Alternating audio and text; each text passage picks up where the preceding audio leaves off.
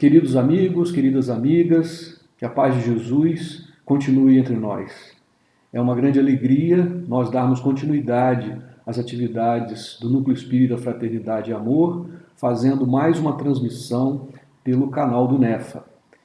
Hoje nós temos a alegria de receber o nosso amigo, nosso irmão, trabalhador do NEFA, Edmilson Marmo, que vai nos fazer uma reflexão para nós sobre o capítulo 17 do Evangelho segundo o Espiritismo, intitulado Sede Perfeitos. Um capítulo, dentre vários temas abordados no Evangelho segundo o Espiritismo, muito interessante. Esse capítulo vai tratar dos caracteres da perfeição, vai nos falar do homem de bem, dos bons espíritas, vai tratar da parábola do semeador, além das instruções dos espíritos sobre esse tema. Todos nós estamos buscando o nosso aperfeiçoamento, atingir a perfeição, que é o nosso objetivo maior, e esse capítulo vai nos orientar em relação a isto. Nós vamos fazer uma leitura inicial, preparatória para as nossas atividades. É uma leitura que está no livro Minutos de Sabedoria, que é um livro de mensagens do Torres Pastorino.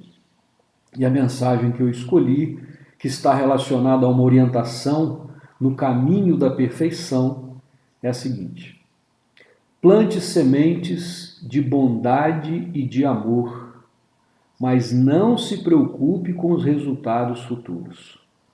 Se não obteve o bem que você esperava, ou se o benefício não provocou a gratidão desejada, não se aborreça. Ajude e passe adiante. Lance as sementes ao solo e deixe que cresçam e frutifiquem segundo as possibilidades do terreno. Aguarde o tempo, mas, por enquanto, plante as sementes da bondade e do amor por onde quer que você passe. Que Jesus possa abençoar a nossa reunião, inspirar e iluminar o nosso irmão Edmilson nas reflexões que ele nos trará na noite de hoje. Muito obrigado a todos. Passo então a palavra ao nosso querido amigo, querido irmão Edmilson Marmo. Queridos amigos do Núcleo Espírita Fraternidade e Amor, mais uma vez nos reunimos virtualmente para estudarmos princípios e ensinamentos da nossa querida doutrina espírita. O Evangelho segundo o Espiritismo é um livro muito importante. Primeiro, porque é um livro consolador. Ao trazer ensinamentos de Jesus e atualizá-los na visão que a doutrina espírita nos oferece, este livro nos auxilia a compreender um pouco melhor as lições que o Evangelho nos traz. Isso leva a uma outra reflexão da dificuldade que nós temos de, entendendo melhor as passagens do Evangelho, principalmente aquilo que Jesus tentou nos ensinar, nós assumimos perante a nossa própria consciência o compromisso de agir de acordo com as leis divinas, porque passamos a entender melhor as consequências dos nossos atos. Então, se por um lado o Evangelho bem esclarecido, através das lições desse livro e de outros livros complementares da doutrina, mas falando especificamente do Evangelho segundo o Espiritismo, esse livro traz esse lado do consolo, porque mostra para a gente, com lógica, com lucidez e com a beleza do Evangelho, que nada finaliza com a morte, que a vida é eterna, que tudo tem uma razão de ser, mas que o consolo desse conhecimento favorece para que a gente enfrente os nossos desafios. Por outro lado, como eu disse, é um livro instigante, é um livro que nos ajuda, a partir do momento que entendemos o Evangelho, a tomar consciência das nossas responsabilidades. Um dos capítulos do livro que mais me chama a atenção é o capítulo 17, Sede Perfeitos. Nós vamos conversar um pouquinho sobre esse capítulo, porque esse capítulo traz uma reflexão sobre uma passagem, principalmente uma passagem que está no Evangelho de Mateus, do ensinamento do Cristo, que nos faz pensar bastante em como é a nossa ação perante o outro, perante o próximo. Em especial, aquele próximo que nós temos dificuldade de conviver. Então vamos conversar um pouquinho sobre esse capítulo, que é um capítulo para mim muito especial. O trecho do Evangelho que é destacado nesse livro, logo de cara, numa seção que chama Caracteres da Perfeição, é o trecho que está no capítulo 5 de Mateus, os versos 44 e 46, mas com o complemento do versículo 48. Quando Jesus nos exorta a amar os nossos inimigos, fazer o bem aos que nos odeiam e orar pelos que nos perseguem e nos caluniam. Porque se amardes, segundo Jesus, somente aqueles que vos amam, qual é a recompensa que nós teremos? Não fazem isso também os publicanos? Quer dizer, amar quem gosta da gente, não faz todo mundo, até as pessoas que não seguem o Evangelho ou as lições das orientações, das leis divinas. Se unicamente saudardes os vossos irmãos, que fazeis com isto mais do que os outros? Não fazem os mesmos os pagãos? Sede, pois, vós outros perfeitos, como perfeito é o vosso Pai Celestial. É um ensinamento bastante profundo e que dá título ao capítulo, né? Sede perfeitos, porque Jesus condiciona a perfeição ao amor aos inimigos, a fazer o bem àqueles que nos perseguem. Porque amar os nossos inimigos não há necessidade nem de ter um ensinamento. Né? Quem não ama quem gosta da gente? Né? Se você tem um bom relacionamento, aquilo já é uma parcela desse amor. Você sente bem, você sente prazer em estar com a pessoa. Então não precisa ninguém falar, você tem que amar aquele que você já ama. É natural. Né? Fazer o bem para uma pessoa que a gente gosta, para um filho, né? Para um pai, para uma mãe. Mas quando a gente faz uma coisa boa para quem a gente gosta, a gente faz com prazer. Não precisa ninguém impor isso como regra. Então Jesus vai além, mostrando que isso aí todo mundo faz, amar os amigos. Mas quando nós fazemos isso em relação até aquelas pessoas que não gostam da gente e que muitas vezes nos prejudicam ou tentam nos prejudicar, isso é sinal de perfeição, é uma característica de um ser que está, né, demonstrando sinais de perfeição. Então, amar o vosso inimigo. Olha que como isso é complexo. De modo geral, a gente quer que o nosso inimigo seja infeliz. Receba da vida aquele mal que nós imaginamos que ele está produzindo contra nós.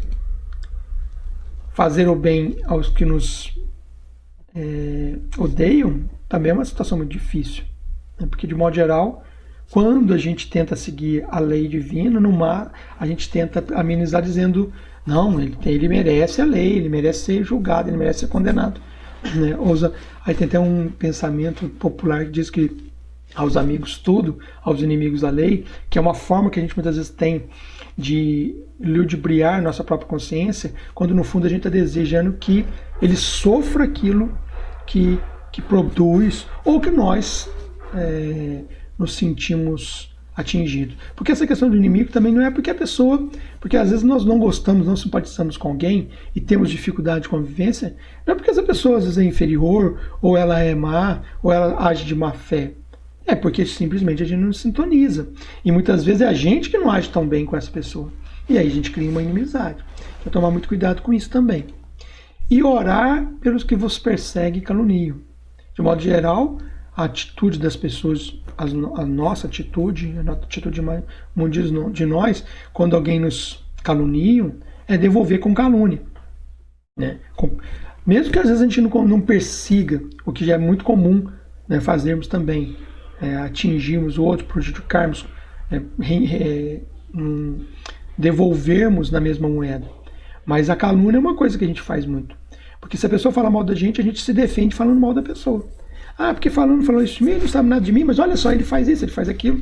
Quer dizer, a gente tenta se defender daquilo, atacando o outro. Então é muito difícil. E Jesus está falando que, olha, a ação que nós temos que fazer para aquele que nos calunia é orar por ele. É isso. Ponto. Né? Não é devolver, não é tentar se justificar. Não estou dizendo que a gente não tenha que se defender de situações quando nós somos, até perante a lei, convocados para isso. Mas, de modo geral, a lei divina se encarrega.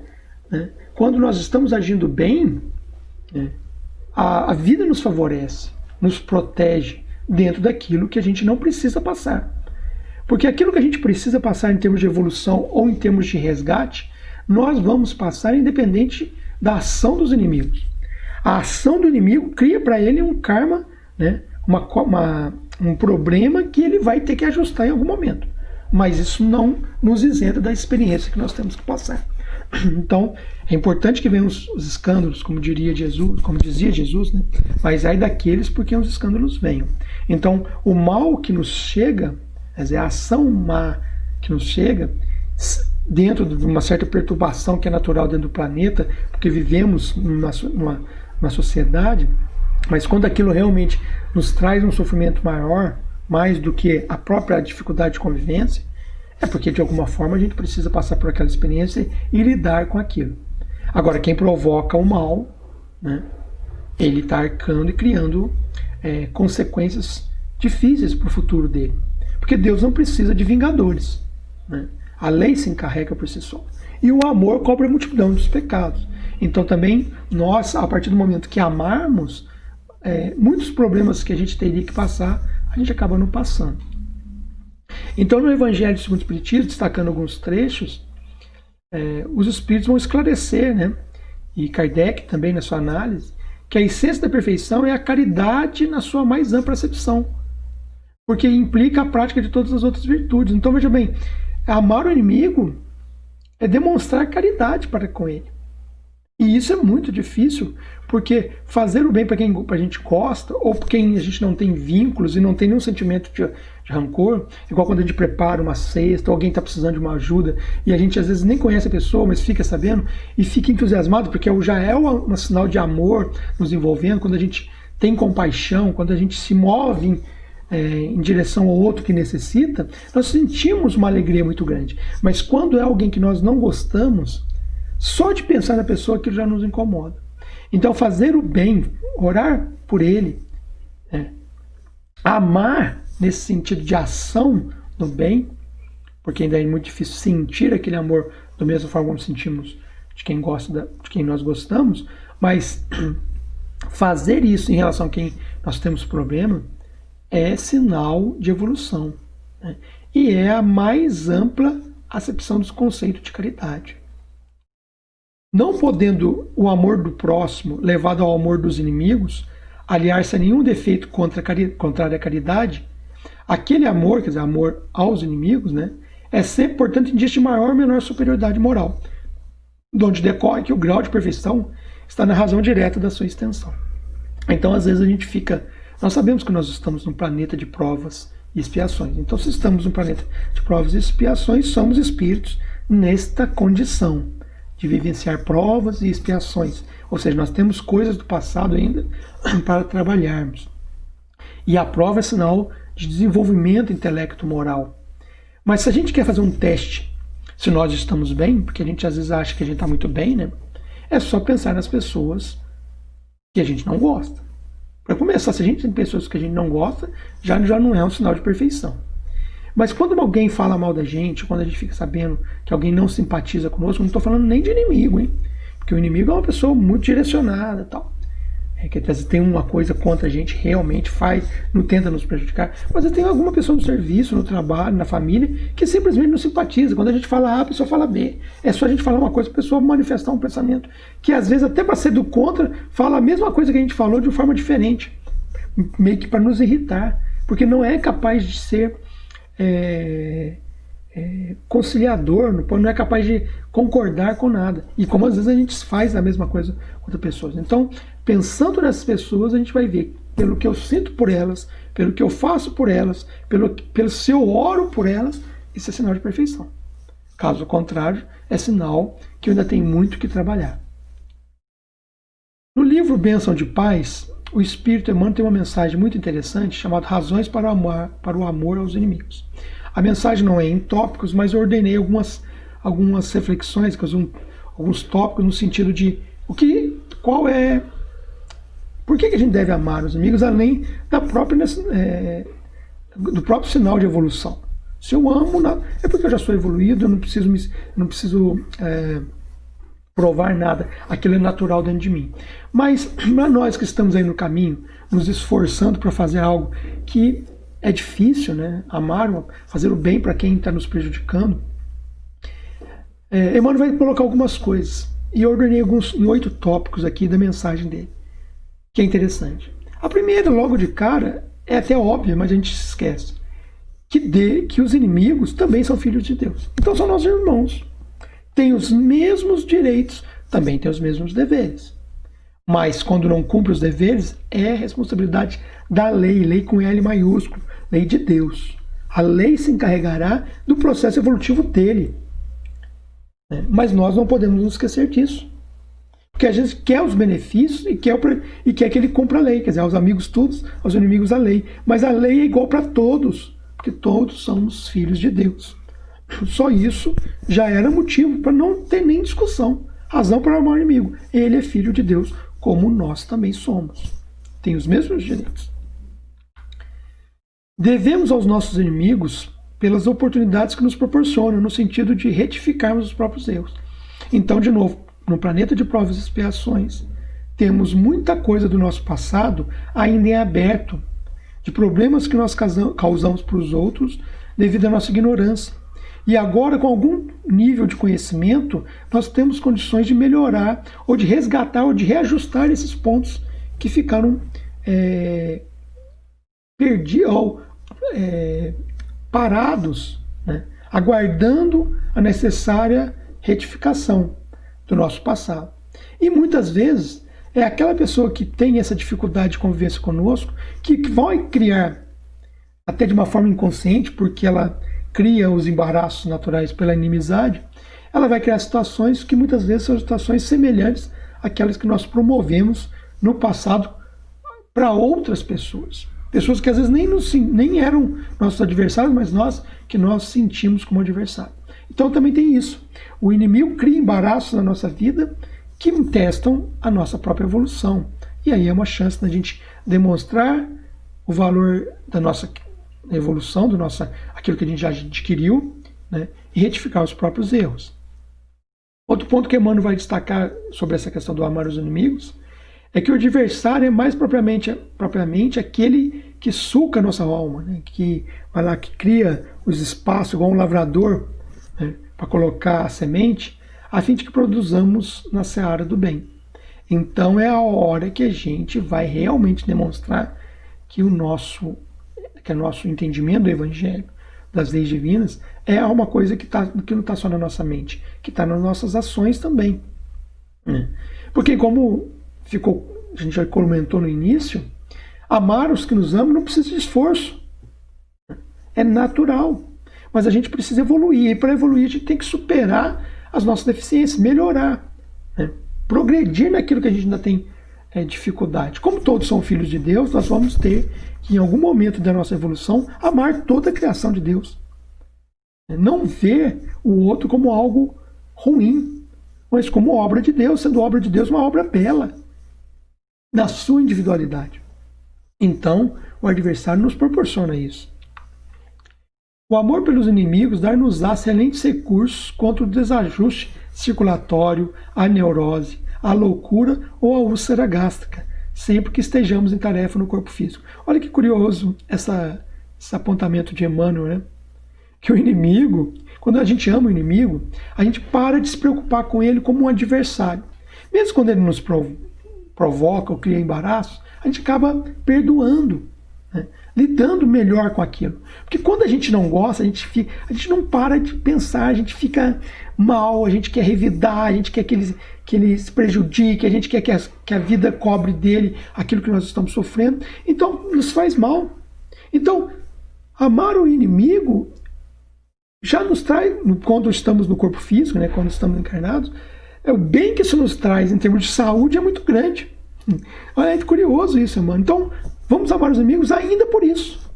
Além de todo o ensinamento e de tanta demonstração de perfeição, ainda é bom amar o inimigo, porque quando não amamos os nossos inimigos, ou aquelas pessoas que nós temos dificuldade de convivência, nós ficamos pensando, remoendo, né, sofrendo, imaginando o que a pessoa está pensando de nós, a gente não consegue viver bem.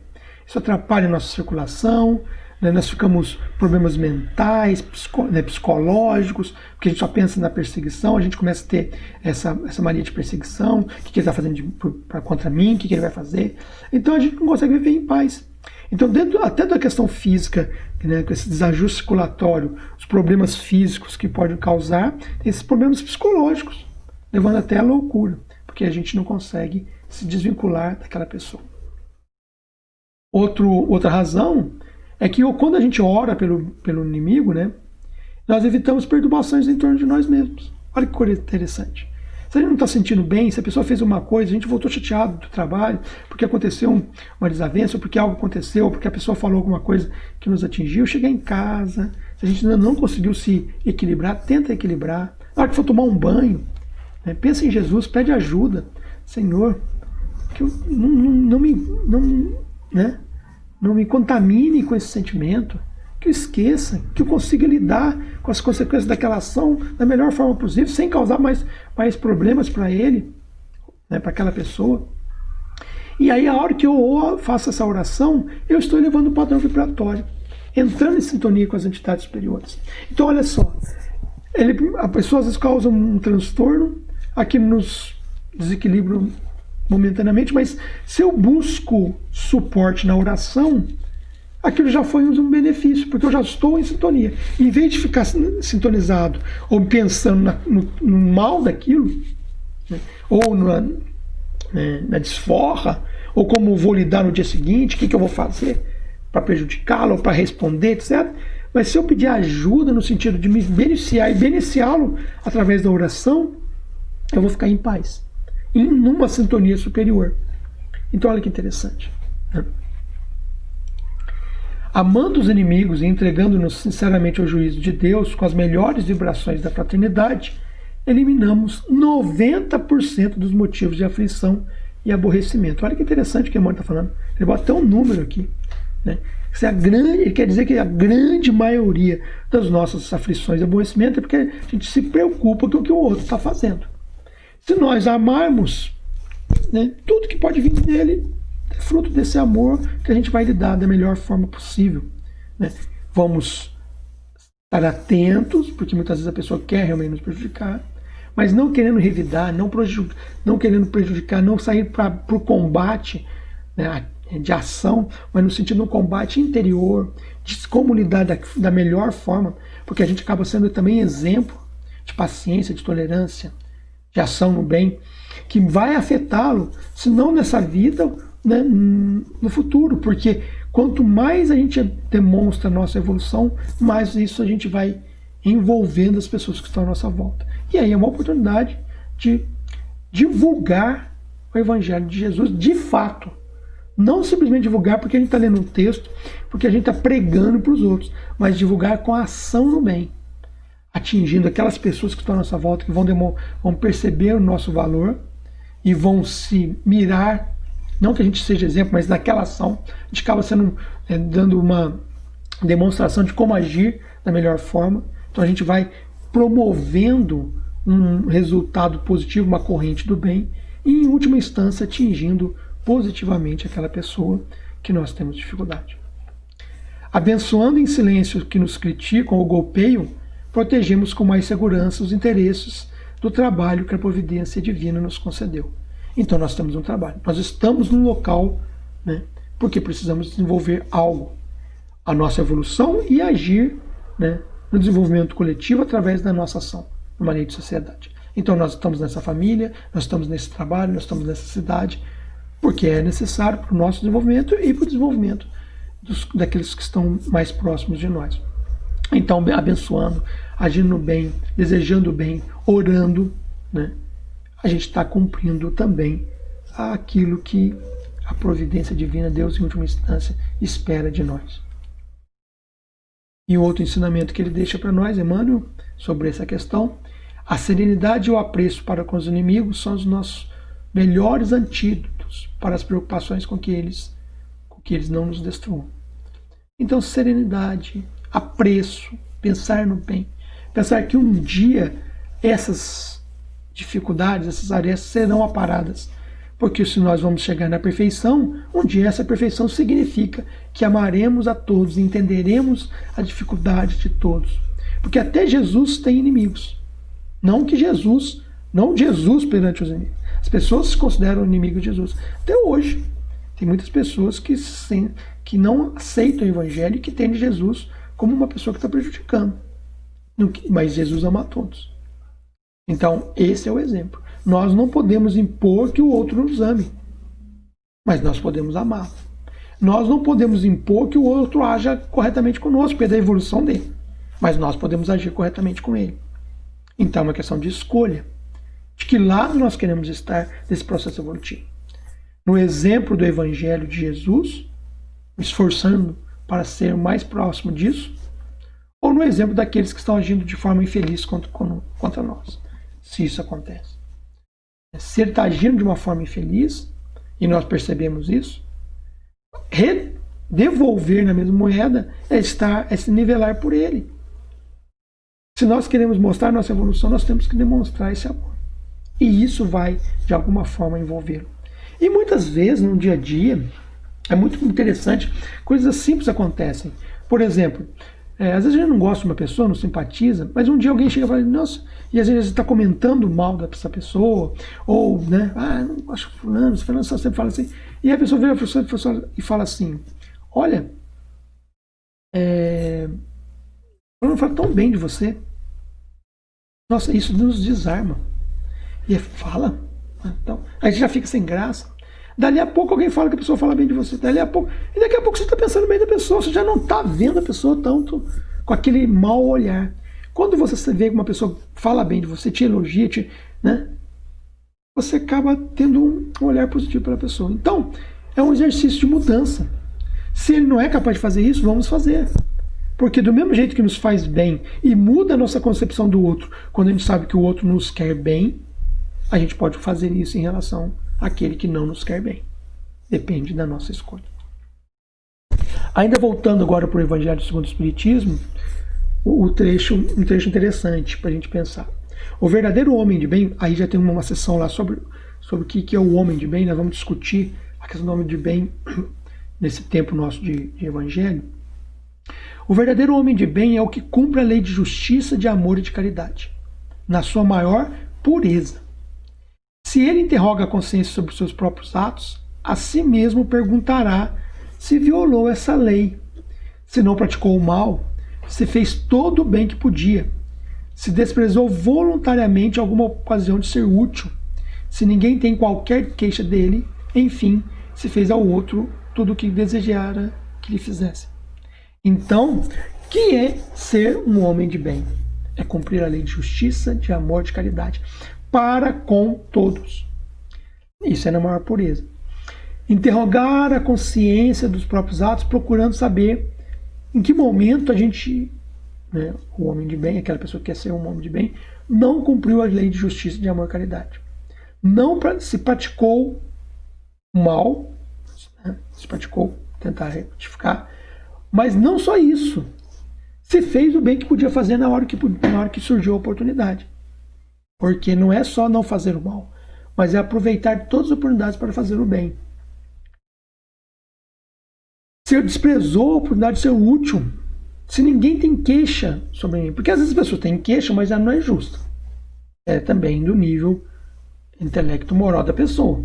Mas se a pessoa se queixa porque eu realmente agi daquela forma, é essa a reflexão que eu tenho que fazer. Então, fazer ao outro aquilo que a gente quer para nós. O homem de bem deposita fé em Deus.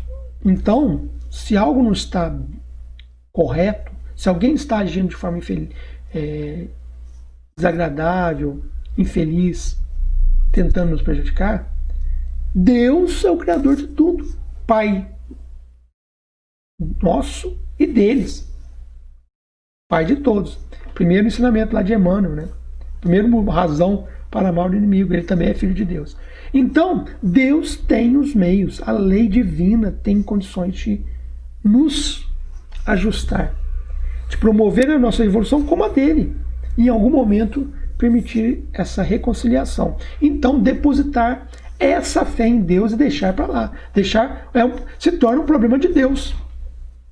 Não é meu problema. Ele não consegue lidar bem comigo, eu vou fazer o meu melhor, e a reconciliação fica por conta de Deus, de criar as condições propiciatórias para que isso aconteça nesta vida, nessas oportunidades ou em alguma outra.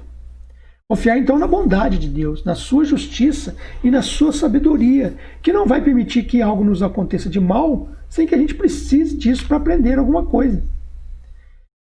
Sem a permissão, o homem de bem sabe que sem a permissão de Deus, no sentido de estar dentro das suas leis, nada acontece. Ninguém pode nos prejudicar simplesmente porque não gosta da gente, sem que a gente mereça. Então, é um aprendizado. O homem de bem tem fé no futuro. Então, aquilo que não dá para ser resolvido hoje, em algum momento será resolvido. Nós temos que confiar nisso. O homem de bem confia. Se não está naquele momento, vai estar em algum momento. Razão porque coloca os bens espirituais acima dos bens temporais.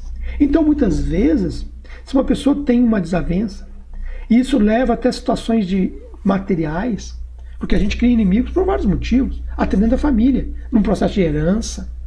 Então eu quero ficar com uma parte maior, eu acho que eu fui lesado, meu irmão me enganou, né? Quando a gente vê essas histórias em família, né? Mas se eu sou um homem de bem, ou se procuro ser esse homem de bem tem fé no futuro e entende que as questões espirituais são mais importantes. Se a pessoa está agindo daquela forma, eu vou tentar, dentro do possível, agir corretamente, expor as coisas corretamente. Mas se eu fui lesado, do ponto de vista material, entender e deixar na mão de Deus. No futuro isso será esclarecido, será organizado. E eu vou tocar minha vida. Não me apegar demais a esse tipo de coisa. Porque é aí que começa a inimizade, aumenta o ódio, começa as situações de querer revidar e os problemas obsessivos que nós sabemos que existem. O homem de bem sabe que todas as vicissitudes da vida, todas as dores, todas as decepções são provas ou expiações. Então é experiência. Se eu tenho que conviver com essa pessoa, é a hora de eu aprender. Aprender a lidar com os meus sentimentos, com as minhas emoções, com aquilo que vem de fora, controlar isso, já que eu não posso controlar o outro, e agir da melhor forma. Porque pelo menos eu vou estar demonstrando os valores adquiridos do Evangelho. Possuído de um sentimento de caridade e de amor ao próximo, faz o bem pelo bem. Então eu vou fazer o bem para ele, porque é o que eu tenho que fazer. Para ele, para outro, para quem for. Porque é o que tem que ser feito. Porque um homem de bem, ele não vai deixar de fazer o bem porque o outro não merece. Ou na concepção dele, ele não merece. Ah, fulano não merece que eu faça isso. Não, eu mereço fazer isso porque eu sou bom. Eu, colocando essa ideia de homem bem. Eu faço porque me dá prazer. Não fazer isso é dar mais um ganho para o outro que não quer o nosso bem. Então fazer o bem me faz bem. Eu deixo fazer o bem, que é uma coisa que me faz bem, porque a pessoa está me prejudicando. Então eu estou perdendo duas vezes. Eu estou perdendo com aquele prejuízo, aquela situação me causa mal, e eu deixo de fazer aquilo que é o certo e que me dá prazer, que é fazer o bem. Então, o homem de bem faz o bem pelo bem. O que eu tenho que fazer? Certo, eu vou fazer, seja para quem for. Para uma pessoa que eu gosto, isso é fácil, não precisa de esforço. Mas para uma pessoa que eu não gosto, eu vou fazer porque isso é o certo. Sem esperar nenhuma recompensa. Retribui o mal com o bem. Toma a defesa do fraco contra o forte e sacrifica sempre os seus interesses à justiça. Então, interessante. Se eu tiver que perder em questões materiais para que o bem seja promovido, seja exaltado, é isso que eu devo fazer. E muitas vezes a gente não entende assim. A gente entende que não, eu tenho que ir até o fim, porque isso vai dar uma lição para o outro, ele tem que aprender. Será que ele está em condição de aprender? Muitas vezes não está. E não é eu indo para o confronto que vai resolver. Claro que tudo são situações mais altas, que a gente vai estudar em cada caso, vai analisar friamente, mas pedir a inspiração divina. E ser capaz de abrir mão, de desapegar certas coisas que não vai trazer felicidade para nós e vai trazer muita infelicidade para o outro. Então, muitas vezes é abrir mão, lançar mão, deixar na mão de Deus, porque aquilo que eu tenho, aquela experiência que eu tenho que passar, se não for com aquele recurso, virá um recurso de outra forma.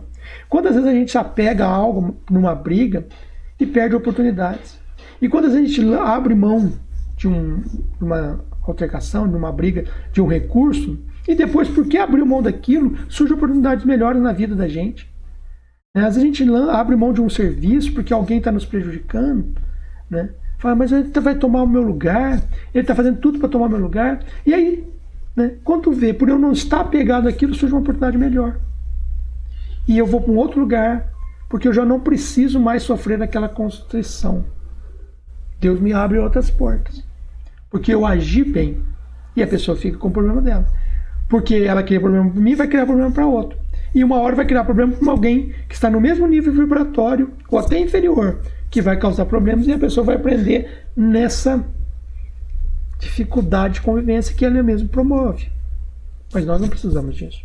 Se queremos ser realmente homens de bem. Um homem de bem encontra satisfação nos benefícios que espalha, nos serviços que presta, no fazer ditosos os outros, nas lágrimas que enxuga, nas consolações que prodigaliza aos aflitos.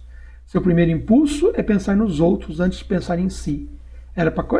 Para cuidar dos interesses dos outros antes do seu próprio interesse.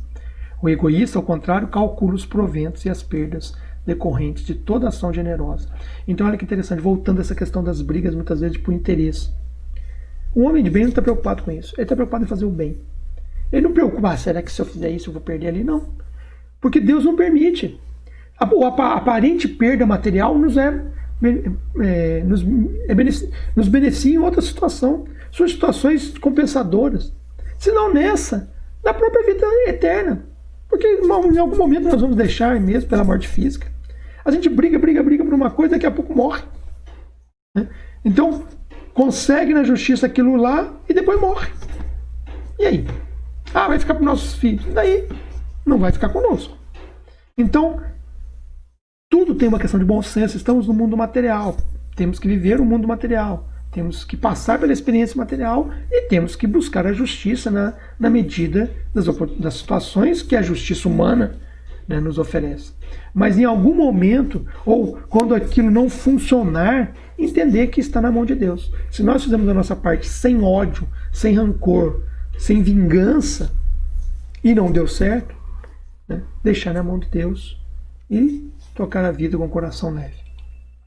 O homem de bem é bom, humano e benevolente para com todos, sem distinção de raças nem de crenças, porque em todos os homens vê irmãos seus, todos são filhos de Deus. Respeita nos outros todas as convicções sinceras e não lança anátema aos que como ele não pensam. Então, respeitar a opinião dos outros, o pensamento dos outros é um direito que eles têm. Em todas as circunstâncias, toma por guia a caridade, tendo como certo que aquele que prejudica a outrem com palavras malévolas, que fere com seu orgulho e o seu desprezo a susceptibilidade de alguém, que não recua a ideia de causar um sofrimento, uma contrariedade, ainda que ligeira, quando a pode evitar, falta o dever de amar ao próximo e não merece a clemência do Senhor. Aqui é um texto do Evangelho, né, para reflexão do século XIX. Não merece a clemência no sentido que a lei divina, né, se eu não ajo bem com ele, eu estou criando uma reação que não vai ter jeito, ela vai voltar. É nesse sentido que não há clemência. Se eu agir mal com o outro, independente dos motivos dele, aquilo volta. É da lei de ação e reação. Então não tem clemência no sentido que uma pessoa, a lei ela já está posta. A lei da perfeição divina. É porque eu não acredito que ela não deixa de existir. Então eu só posso sair no meu apartamento, pular e acreditar. Não, eu acredito que não existe. Eu não acredito na gravidade. Né? Eu vou cair do mesmo jeito. É nesse sentido que essa lei não há clemência. Ah, Deus fala, coitado, ele não acredita na lei, é tão ignorantezinho, vou deixar ele flutuando. Né? Não tem clemência quanto a isso. Então agir no bem é provocar o bem em torno de nós. Agir mal é criar situações desagradáveis. É nesse sentido que o texto diz que não há clemência do Senhor. Não alimenta ódio, nem rancor, nem desejo de vingança. A exemplo de Jesus, perdoa e esquece as ofensas. E só dos benefícios se lembra, por saber que perdoado lhe será conforme houver perdoado. E a gente fala isso no Pai Nosso, né? E a gente reza o Pai Nosso de uma forma mecânica, sem perceber que eu estou pedindo uma coisa que eu não quero, muitas vezes. Perdoa as nossas ofensas, assim como perdoamos a quem nos ofende. Eu peço isso, mas no fundo não quero que ele seja perdoado. Então eu estou falando da boca para fora. Então quando for recitar, orar, pensar, usar o Pai Nosso como oração, pensa na letra que está falando, para realmente vir de dentro esse sentimento. E, melhor, essa fala minha ficou engraçada, ficou interessante, porque dá a impressão, então, não, já que eu não quero isso, eu quero que ele seja prejudicado, então eu não vou fazer o Pai Nosso. Não, não é essa a ideia. O Pai Nosso é a oração modelo que Jesus nos ensinou. É fazê-la sim, mas fazê-la no sentido que aquilo é o melhor, é o que eu devo fazer. Não é deixar de fazer a oração porque eu quero que o outro seja prejudicado. Não vou fazer o Pai Nosso porque não vou pedir para Deus me perdoar assim como perdoa. Eu não perdoo, então eu não perdoo mesmo. Não levo desaforo para casa. Não é isso. É justamente mudar esse comportamento. É agir de acordo com a oração. Para ela fazer sentido. Um homem de bem é indulgente para as fraquezas alheias, porque sabe que também necessita de indulgência. E tem presente essa sentença do Cristo. Atire-lhe a primeira pedra aquele que se achar sem pecado. Porque nós não somos perfeitos. Então nós erramos também com os outros. Mesmo até sem intenção. Nunca se compraz em rebuscar os efeitos alheios, nem ainda em evidenciá-los. Se a isso se vê obrigado, procura sempre o bem que possa atenuar o mal. Às vezes a vida nos coloca em situações de ser questionado. Às vezes você é convocado até por um juiz para falar de um fato que aconteceu, mas tentar sempre agir sem realmente ter a intenção de prejudicar ninguém. Tentando ser e pedindo inspiração para que a nossa fala seja uma fala que só perturbe, né? Que ela seja o menos prejudicial possível. Estuda suas próprias imperfeições e trabalha incessantemente em combatê-las. Todos os esforços emprega para dizer no dia seguinte que alguma coisa traz em si de melhor do que na véspera. Olha só, é um texto longo sobre os caracteres do homem de bem, mas que a gente tem que refletir sempre para ver como é que nós estamos nessa situação. Eu sou um homem de bem, uma boa reflexão. Eu consigo fazer esses itens que está posto no Evangelho, que faz todo sentido de acordo com o ensinamento de Jesus, ou não?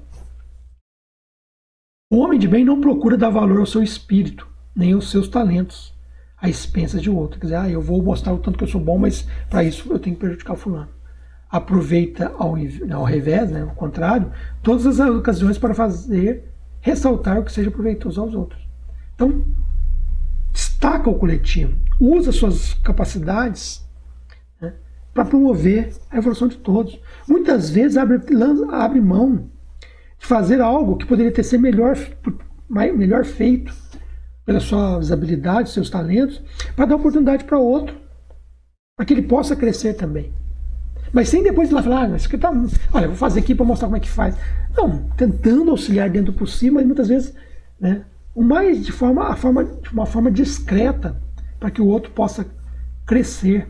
E isso é a atitude de um homem de bem. Não se envaidece da sua riqueza nem das suas vantagens pessoais, por saber que tudo lhe foi dado pode ser retirado, é temporário. Né? Usa, mas não abusa dos bens que lhe são concedidos. Sabe que é um depósito que terá de prestar contas e que o mais prejudicial emprego que lhe pode dar é o de aplicá-lo à satisfação de suas paixões. Que a ordem social colocou sob o seu mando outros homens, a pessoa está numa situação, né, de chefia, né, trata-os com bondade e benevolência, porque são seus iguais perante Deus. Usa da sua autoridade para lhes levantar o moral e não para os esmagar com o seu orgulho. Evita tudo quanto lhes possa tornar mais penosa a posição subalterna em que se encontra. O subordinado, da sua parte, o homem de bem, agora que está na situação de empregado, por exemplo, compreende os deveres da posição que ocupa e se empenha em cumpri-los conscienciosamente. Independente do chefe. Às vezes o chefe é uma pessoa difícil, intratável, né, que tenta nos prejudicar, nos dificulta a trajetória. Mesmo assim, o homem de bem faz o melhor porque ele faz pelo bem. Então não engana. Né? Recebe o salário, mas faz valer o salário que recebe. Não enrola no serviço, não sai mais cedo, não finge doença que não tem, né? Não faz o melhor que pode. Por quê? Porque é o que tem que ser feito. E, finalmente, o homem de bem respeita todos os direitos que aos seus semelhantes dão as leis da natureza, como quer que sejam respeitados os seus. É uma boa reflexão. E o texto, depois de falar do homem de bem, fala dos bons espíritas. O bom espírito é um homem de bem. Mas nem todo homem de bem é espírita. Então o conhecimento espírita nos dá ainda uma preocupação e uma responsabilidade maior. Porque ser um homem de bem é sinal de evolução, mas ter o conhecimento da doutrina nos impõe a responsabilidade e a necessidade de ser um homem de bem, pelo conhecimento que nós temos. Aquele que pode ser com razão qualificado de espírita verdadeiro e sincero se acha em grau superior de adiantamento moral. O espírito que nele domina de modo mais completo a matéria dá-lhe uma percepção mais clara do futuro. Os princípios da doutrina lhe fazem vibrar fibras que nos outros se conservam inertes. Em suma, é tocado no coração, pelo que inabalável se lhe torna a fé. Um é qual músico que alguns acordes bastam para comover, ao passo que o outro apenas ouve sons. E aí é uma responsabilidade muito grande. Porque quando nós vemos colegas espíritas, amigos espíritas, atacando os outros, falando mal dos outros, e quando nós fazemos isso, além de mostrarmos que não somos bons espíritos, não somos homens de bem. É uma situação muito delicada. Porque a nossa ação tem que ser no bem sempre. Se eu não concordo com o outro, eu tenho uma forma elegante de falar, de educada. O bom espírita é uma pessoa educada em todos os sentidos, inclusive nas palavras que usa. Né? Não usa palavras de baixo calão, respeita o outro, ora por ele. Né? Se algo sente que não está de acordo, vai para a oração pensando no bem. E a oração pensando no bem, não é aquela oração, mas que Deus, olha, que a vida mostre para ele. Aí, na verdade, é vingança. É deixar na mão de Deus. É pedir para que ele possa melhorar. Pedir para que ele possa fazer o melhor trabalho possível. Dentro dos direitos que ele tem de ser como é. Então é muito complexo. Porque ser bom espírita exige de nós uma responsabilidade maior. Porque um homem de bem é todos aqueles atributos para ser um homem de bem. Mas um cristão não espírita que segue aquilo se torna um homem de bem. Mas o conhecimento da doutrina espírita faz com que a gente entenda os motivos de amarmos os inimigos. Por que Jesus nos pede para reconciliar com os adversários enquanto estamos a caminho com ele? Porque isso traz uma série de problemas, inclusive nas vidas sucessivas, na erraticidade, na questão da obsessão, nas influências espirituais, no sofrimento que a gente terá que passar por estar vinculado em um clima de ódio com o outro. Então, o conhecimento da doutrina traz para nós uma responsabilidade maior. Ser bom espírita implica ser um homem de bem com consciência, entendendo as leis divinas de uma forma um pouco mais clara. Então é muito mais sério. Esse trecho eu acho muito interessante, do Evangelho. Acaba sendo um lema para nós. Reconhece o verdadeiro espírita pela sua transformação moral e pelos esforços que emprega para dominar suas inclinações más. Transformação moral, quer dizer, melhoria cada dia. E esforço para dominar. Então, se tem uma pessoa que não gosta de mim e me traz sentimentos maus, eu vou me esforçar para dominar esses sentimentos que eu sinto. e aos poucos ir nos transformando. Então, enquanto um se contenta com o seu horizonte limitado, outro que aprende alguma coisa de melhor se esforça por desligar-se dele e sempre consegue, se tem firme a vontade. Então, transformação moral e esforço para dominar as más inclinações. Então, seu espírito não é aquele que já é perfeito, é aquele que está esforçando, é aquele que está no caminho. E é isso que a gente tem que procurar, ser melhor a cada dia. Esse capítulo ainda tem mais algumas instruções dos espíritos, compensa ler. Não é um capítulo extenso, é muito interessante, mas só esse trecho que fala do homem de bem e também dos caracteres da perfeição, que é o início, dá margem para muitos estudos. Então que nós possamos pensar e medir, dentro do possível, a nossa evolução. Como é que está a nossa perfeição? De que forma? Pensando em relação àquelas pessoas que nós temos dificuldade de convivência. Como é que estamos em relação a elas? Como estamos pensando? Como estamos desejando? Como estamos agindo? E que Jesus nos oriente e nos inspire sempre a agir da melhor forma possível nos momentos de dificuldade, nessas escolhas que nós temos que tomar em relação ao outro. Que o Senhor nos ampare e que assim seja.